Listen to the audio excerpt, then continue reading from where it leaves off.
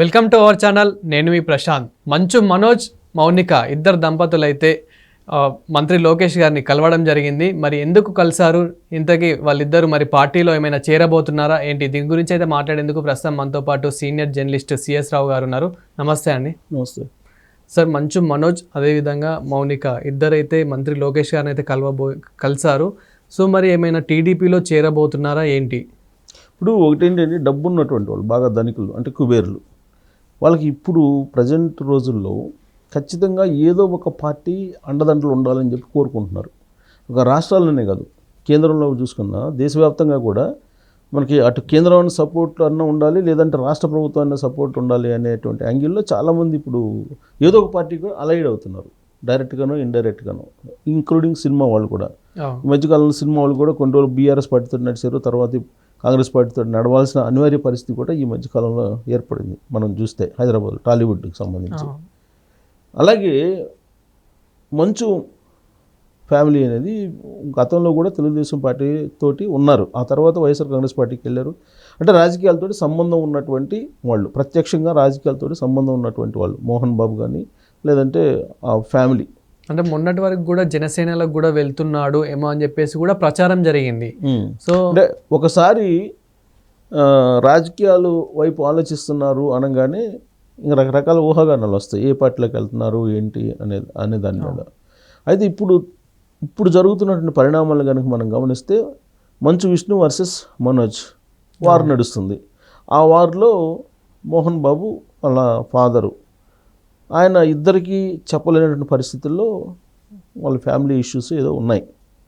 అయితే ఈ family issues కంటే ముందు రాజకీయంగా తీసుకుంటే మనకి 2019 ఎన్నికల్లో చంద్రబాబు నాయుడు గారికి వ్యతిరేకంగా పనిచేశారు మోహన్ బాబు. ఎందుకంటే విష్ణు వైఎస్ఆర్ కాంగ్రెస్ పార్టీకి సంబంధించినటువంటి జగన్మోహన్ రెడ్డి గారికి సంబంధించినటువంటి ఫ్యామిలీ రిలేషన్స్ అమ్మాయిని విష్ణు చేసుకున్నారు.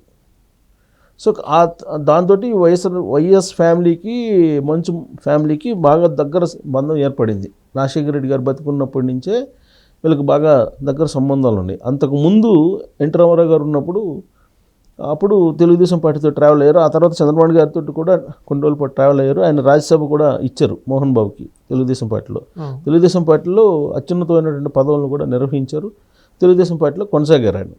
అయితే మధ్యలో మారినటువంటి రకరకాల ఈక్వేషన్స్ కారణంగా చాలామంది మాదిరిగానే ఈయన కూడా పార్టీ మారటం, వైఎస్ఆర్ కాంగ్రెస్ పార్టీ సపోర్ట్ చేయడం, ఇవన్నీ కూడా జరిగాయి. వైఎస్ఆర్ కాంగ్రెస్ పార్టీ తరఫు నుంచి కూడా ప్రచారం చేశారు కూడా ఆయన. అంటే కేవలం రాజశేఖర రెడ్డి ఫ్యామిలీతో ఉన్నటువంటి బంధుత్వం వీటి కారణంగా. అయితే 2019 ఎన్నికల్లో జగన్మోహన్ రెడ్డి గారు ముఖ్యమంత్రి అయిన తర్వాత ఈయనకేదో ఫీజు రీయింబర్స్మెంట్ కింద రావాల్సినటువంటి బకాయిలు ఏదో ఇచ్చేస్తారు. ఎంబీ యూనివర్సిటీ అనేది ఉంది అక్కడ తిరుపతిలో. సో అక్కడ ఆయనకి ఏదో ఇచ్చేస్తారని చెప్పి అనుకున్నారు. బట్ అది ఈయన ఏదైతే ఆశించారో ఆ స్థాయిలో లబ్ధి కలగలేదు. ఎవరు జగన్మోహన్ రెడ్డి గారి దగ్గర నుంచి 2019 నుంచి 2024 వరకు అధికారంలో ఉన్నప్పటికి కూడా జగన్మోహన్ రెడ్డి గారు ఈయనకి ఆయన అనుకున్నది జరగల. దాంతో మింగలేక కక్కలేనటువంటి పరిస్థితుల్లో కొన్ని ఇంటర్వ్యూలు ఇస్తూ ఆయన తన అసహనాన్ని, తన అసంతృప్తిని డైరెక్ట్గా కాకుండా ఇండైరెక్ట్గా వ్యక్తం చేశాడు. ఓకే. సో సీన్ కట్ చేస్తే ఇప్పుడు ఇష్యూ వచ్చింది, ఫ్యామిలీ ఇష్యూ వచ్చింది. ఫ్యామిలీ ఇష్యూ ఎలా వచ్చింది? భూమా మౌనికని మంచు మనోజ్ చేసుకున్నాడు. సో మంచు మనోజ్ చేసుకున్న తర్వాత వాళ్ళ ఫ్యామిలీ కొంత డిస్ప్యూట్లో పడిపోయింది. ఆ తర్వాత మంచు విష్ణుకి సపోర్ట్ చేస్తున్నాడు మోహన్ బాబు. కాబట్టి వాళ్ళిద్దరి మధ్య ఎలా సఖ్యత కూర్చాలో తెలియనటువంటి పరిస్థితి ఒక తండ్రిగా. అయితే ఆస్తులో తనకి వాటా ఉందని చెప్పేసి మంచు మనోజ్ చెప్తున్నారు. లేదని చెప్పి విష్ణు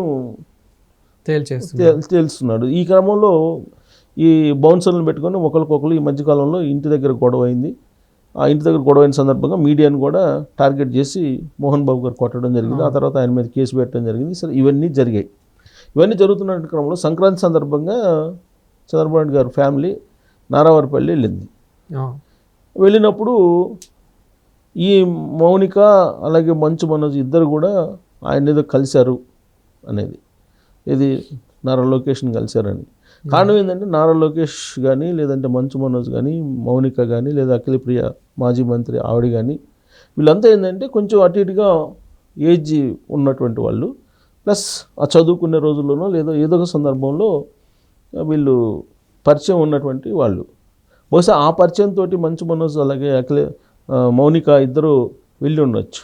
ఆల్రెడీ అఖిలప్రియ తెలుగుదేశం పార్టీలో ఉన్నారు ఇప్పుడు.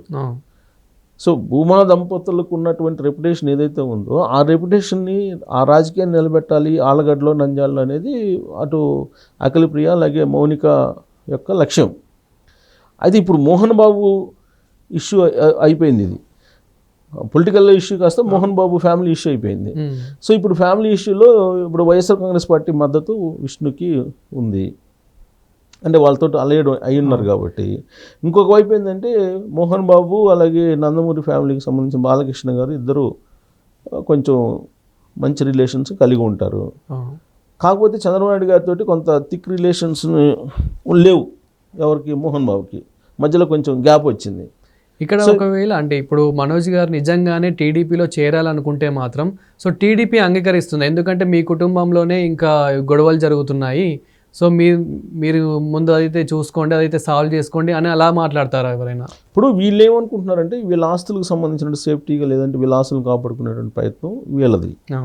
బట్ ఒక పొలిటికల్గా ఆలోచిస్తే, పొలిటికల్ కోణం నుంచి ఆలోచిస్తే భూమా ఫ్యామిలీ అనేది పొలిటికల్ ఫ్యామిలీ. అఖిలప్రియ ఆల్రెడీ వాళ్ళ వారసత్వంగా తెలుగుదేశం పార్టీలో ఆవిడ మంత్రి అయ్యారు. ఆ తర్వాత సరే ఆవిడ మంత్రి పదవులు లేదు ఆవిడకి, అది తర్వాత ఎపిసోడ్. అయితే వీళ్ళిద్దరు వాళ్ళ కోరిక ఏంటంటే నంద్యాల ఆళ్ళగడ్డ రెండు చోట్ల వాళ్ళ ప్రాతినిధ్యం ఉండాలి అనేది. మౌనిక కూడా పొలిటికల్ ఫ్యామిలీ నుంచి వచ్చారు కాబట్టి పొలిటికల్గా ఉండాలి అనుకుంటున్నారు. కారణం ఏంటంటే ఆ మధ్యకాలంలో హైదరాబాద్లో కూడా కేసులు అయినాయి, ల్యాండ్ కేసులు. సో పొలిటికల్గా బలహీనంగా ఉన్నందువల్ల ఈ ఆస్తులు సంపాదించుకోలేకపోతున్నాం అనేటువంటి ఫీలింగ్ ఉండొచ్చు. ప్లస్ మనోజ్కి కూడా ఇప్పుడు అండలేదు. ఇప్పుడు మోహన్ బాబు విష్ణు ఇద్దరు ఒకటయ్యారు. ఒకటైనప్పుడు మనోజ్ ఏకాకి అయిపోయారు. సో కాబట్టి పొలిటికల్ అండ కావాలని చెప్పి కోరుకొని ఉండొచ్చు వీళ్ళ యాంగిల్లో. అటువైపు నుంచి పార్టీ ఏంటి, సరే వీళ్ళు వచ్చేవాళ్ళు ఎవరైనా వస్తారు, వెల్కమ్ అనొచ్చు కూడా. అది ఇప్పుడున్నటువంటి పరిస్థితుల్లో వాళ్ళకి పదవులు ఇస్తారా కీలకమైనవి అంటే అలాంటి పరిస్థితి ఉండకపోవచ్చు. కానీ మంచు మనోజ్ కన్నా కూడా మౌనిక రాజకీయంగా అక్కడ నంద్యాలలో కానీ ఆలగడ్డలో కానీ కొంత తెలిసిన వారసత్వం, రాజకీయ వారసత్వం ఉంది. కాబట్టి తెలుగుదేశం పార్టీ వాళ్ళు ఖచ్చితంగా వాళ్ళని ఆదరిస్తారు, వస్తే కనుక తీసుకుంటారు. ఎందుకంటే నెక్స్ట్ జనరేషన్కి వెళ్ళిపోతుంది తెలుగుదేశం పార్టీ. ఇప్పుడు ఓల్డ్ జనరేషన్ 83 జనరేషన్ని పక్కకు పంపించేసి కొత్త జనరేషన్ ఎంకరేజ్ చేస్తున్నటువంటి సిచ్యువేషన్ మనకు కనిపిస్తుంది.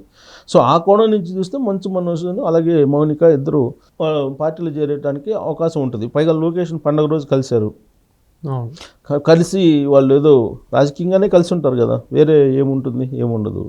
సో అదొకటి. యూనివర్సిటీ, మోహన్ బాబు యూనివర్సిటీ ఉంది. ఆ యూనివర్సిటీకి బహుశా నాకు ఉంది అని చెప్పి ఈయన యూనివర్సిటీలో ఎంటర్ కావడానికి మౌనిక అండ్ మంచు మనోజ్ ఇద్దరు ప్రయత్నం చేశారు. ఆ సందర్భంగా టెన్షన్ వాతావరణం, పోలీస్ ప్రొటెక్షన్, గ్రూపులు, కొట్లాట్లు, ఘర్షణ అవన్నీ అక్కడ కనిపిస్తున్నాయి. ఇంకొక ఫ్లెక్సీల వివాదం. ఈ ఫ్లెక్సీలు అక్కడ ఏదో వీళ్ళకి యూనివర్సిటీ దగ్గర కొన్ని ఫ్లెక్సీలు ఏర్పాటు చేశారు అనేది ఒకటి. సో ఇవన్నీ చూస్తే కనుక ఖచ్చితంగా పొలిటికల్ ఎంట్రీ అనేది వీళ్ళ ఆస్తుల కోసం లేదంటే వీళ్ళ గొడవలను పరిష్కరించుకునే దానికి ఎవరికి వాళ్ళే పొలిటికల్ డయాస్ కోసం వీళ్ళు ప్రయత్నం చేస్తున్నారు. ఆ ప్రయత్నంలో భాగంగా లోకేష్ గారిని కలిశారు. బట్ అక్కడ ఉన్నటువంటి పరిస్థితులను బట్టి లోకేష్ తీసుకుంటారా లేదా అనేది మనం కొన్ని రోజులు వెయిట్ చేయాలి. ఎందుకంటే అటు జనసేనలో కొన్ని రోజులు అన్నారు, అవును, ఆ కొన్ని రోజులు బీజేపీలో అన్నారు, రకరకాలుగా ఉన్నాయి. లోకేష్ని కలిశారు కాబట్టి బహుశా మౌనిక కోణం నుంచి ఆలోచిస్తే తెలుగుదేశం పార్టీలో చేరేదానికి అవకాశం ఉంది. Thank you sir. Thank you.